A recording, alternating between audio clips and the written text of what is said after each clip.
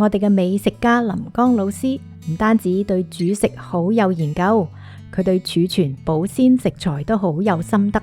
佢有一套收納保鮮嘅方法，喺需要食嘅時候就可以快速煮出健康嘅美食。今日將佢收納嘅牛肉加埋湯汁，睇下點樣10分鐘煮一道好正嘅咖喱牛肉。所有嘅材料都喺呢度，係預先煮好嘅牛肉啦，同埋啲湯，咁加埋呢，有啲紅蘿蔔啦、洋葱啦，咁調味料呢，就係啲葱同埋薑，自己加埋個咖喱落去呢，你就會好好味嘅，就可以煮出好好味、好快嘅咖喱牛肉。啊！你嗰個牛肉同埋嗰個湯呢，劈得咁靚，下一次教我點樣準備呢啲材料都好喎。冇問題，喺屋企就應該咁樣做嘅。嗱，而家呢，就係切呢啲紅蘿蔔啦，一陣間加落去啊，所以呢啲香料一陣間我哋都係切嘅。今日所用嘅材料可以喺視頻下方描述嗰度揾到。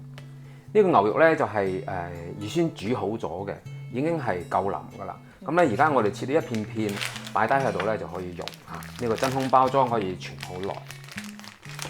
林江老師話佢通常一煮就會煮好多湯同埋肉，然後分開真空包裝，要煮嘅時候就可以隨意配搭，咁樣每一日都可以煮出唔同風味、唔同食材嘅菜式，既慳咗好多時間，每一個菜煮出嚟都好有特色，而且真空包裝保持咗食材仲好新鮮。OK， 而家呢個煲呢，就用個高壓煲呢，就加少少嗰啲酥油啊、草字油，係比較高級，又有牛肉嘅香味。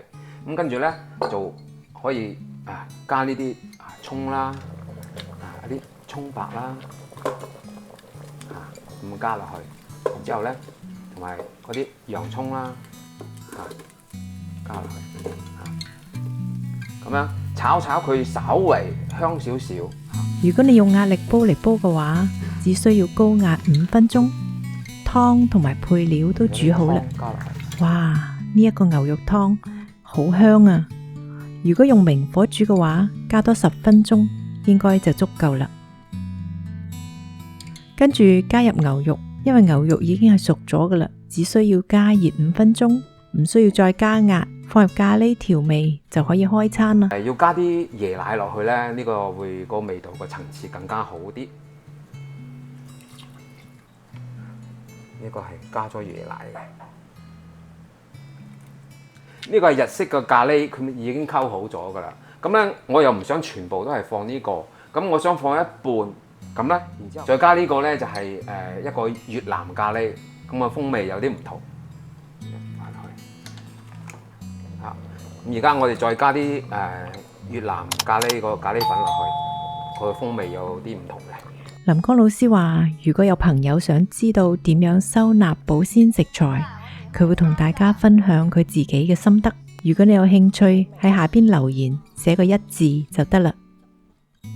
如果你中意牛肉，熒幕上嘅呢2款牛肉，你一定唔可以錯過啦。多謝你收睇，下次再見。自己加埋個咖啡落去，sorry。